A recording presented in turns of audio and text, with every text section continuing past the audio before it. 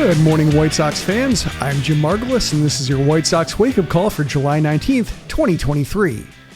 The New York Mets are one of a few teams that can call themselves a bigger disappointment than the White Sox because all they have to show for their $380 million after-tax payroll is a team that entered the series 7 games under 500 and well out of both the NL East and wildcard races. And after Tuesday night's opener against the White Sox, Sox fans who have been following the Mets should be more or less up to speed. The Mets beat the White Sox 11-10, but nobody leaves feeling good about it. They led 5-0 after 1, 6-1 after 2, and 11-4 after 6, only to come within 90 feet of needing to play the bottom of the ninth. The Sox exploded for 5 runs in the 7th, then almost tagged old friend David Robertson with a blown save in the 9th. Andrew Benintendi came through with an RBI single that also advanced Elvis Andrus III, but while Tim Anderson notched 3 hits on the night, his bid for a 4th resulted in a flyout to center that ended the game. On the White Sox side, if they're going to lose, at least they had the decency to make it wildly entertaining. At the halfway point, it looked like a pair of doubles, Tim Anderson's first since June 9th, and a screamer from Jake Burger, both scoring runs, might have been the highlights of the whole game. Then came the 7th, which is where the Mets started to unravel. The White Sox had 2 on and 1 out when Andrew Vaughn hit a chopper to the left side. Brett Beatty chose to go to the second to get Tim Anderson instead of settling for the easy out at first, but Anderson had such a huge secondary lead that he beat the throw, turning a second out into a bases-loading fielder's choice. Jake Burger then almost unloaded the bases himself, but his deep drive to the left center gap hit off the top of the wall, and he had to settle for a 2-run double that made it 11-6.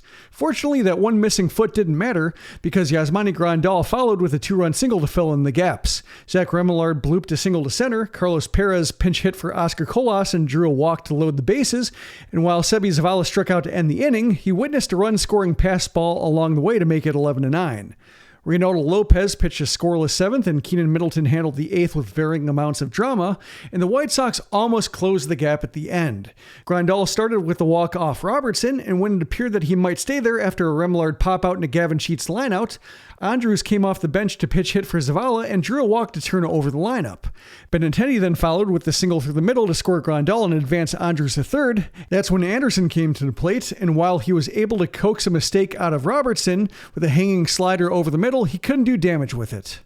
Still, the White Sox had a tremendous night offensively, at least through the first 6 spots. Benintendi and Anderson each reached base 4 times, and they combined for 5 runs.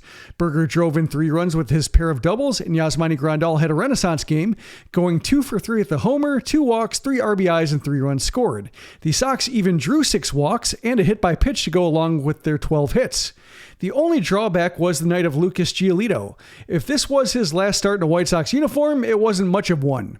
He gave up 8 runs over 3 2/3 innings, including a 5-run first that set the tone. He came out spraying his fastball all over the place, and any attempt to get back in the zone ended up in hittable places. He gave up a homer on his fastball, a homer on his slider, and a homer on his changeup, and his early exit meant that the White Sox lower leverage guys had to sop up some innings. Brian Shaw allowed an inherited runner to score, then he left an inherited runner for Tanner Banks, who paid the favor forward by allowing a Jeff McNeil RBI single, which preceded Francisco Alvarez's second homer in the night.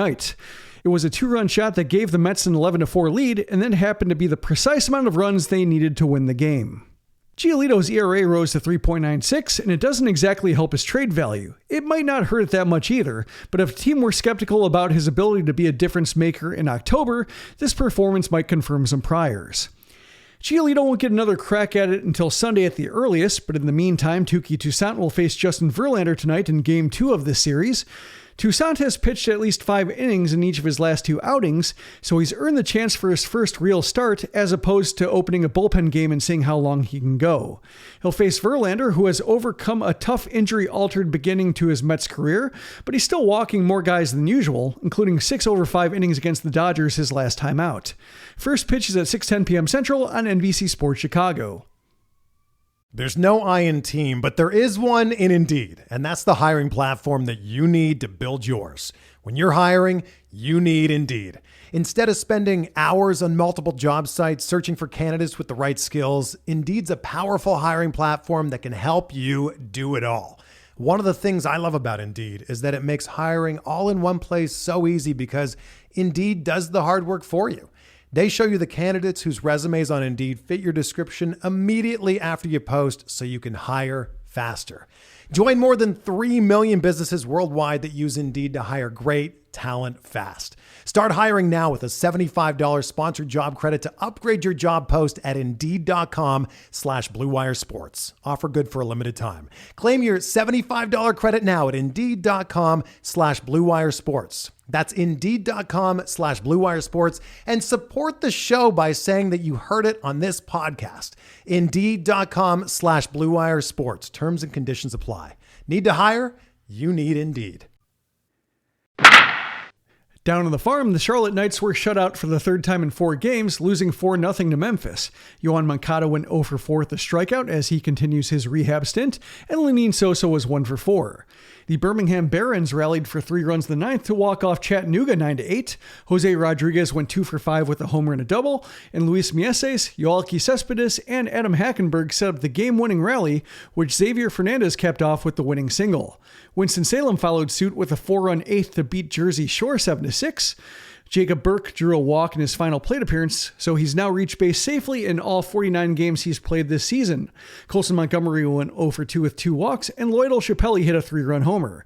The Kannapolis Cannonballers were shut out by the Carolina Mudcats 6-0, and Shane Murphy gave up all 6 of those runs in a rare off night for him. In rookie ball, the ACL White Sox lost to the Dodgers 8-5 as they were only limited to 3 hits, but the DSL White Sox beat the DSL Marlins 10-9. Rafael Alvarez hit his first professional homer along with being plunked 3 times. Around the league, the White Sox and the Mets had plenty of company. They were among a dozen teams that scored at least 10 runs, which hadn't been done in a single day since 13 teams posted double-digit run totals on July 4th, 1894. All 5 AL Central teams reached 10 runs. The Twins got there in the 9th inning of their 10-3 victory over Seattle, while the Guardians clobbered the Pirates 10-1. I don't think anybody saw the Royals and Tigers combining for 21 runs, with Kansas City ending up on the winning side in an 11-10 score. The Giants also beat the Reds in an 11-10 game, even though Christian Encarnacion Strand hit a 3-run homer in his MLB debut. Wilmer Flores hit 2 homers himself and drove in 5 as the Giants have won 5 straight, while the Reds have lost 6 in a row. The Dodgers cooled off the Orioles 10-3, while the Cubs ran up the score on the Nationals 17-3. But all of those games were mere undercards to the Diamondbacks and Braves, who combined for 29 runs in a wild back-and-forth affair, ending in a 16-13 Arizona victory. The Diamondbacks survived a 7 RBI night from Austin Riley, although Christian Walker had 5 RBIs himself. If you are still paying attention to the AL Central standings, the White Sox are now 9 games behind the Twins, who hold a 1.5 game lead over Cleveland.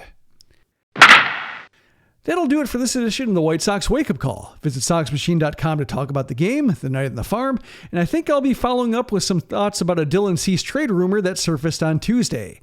If you are new to the Sox Machine podcast, you can subscribe to it wherever podcasts are found.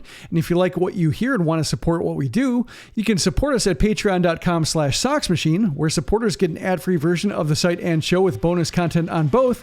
Plans start at $2 a month. Thanks for listening to the Sox Machine podcast. For SoxMachine.com, I'm Jim Margulis.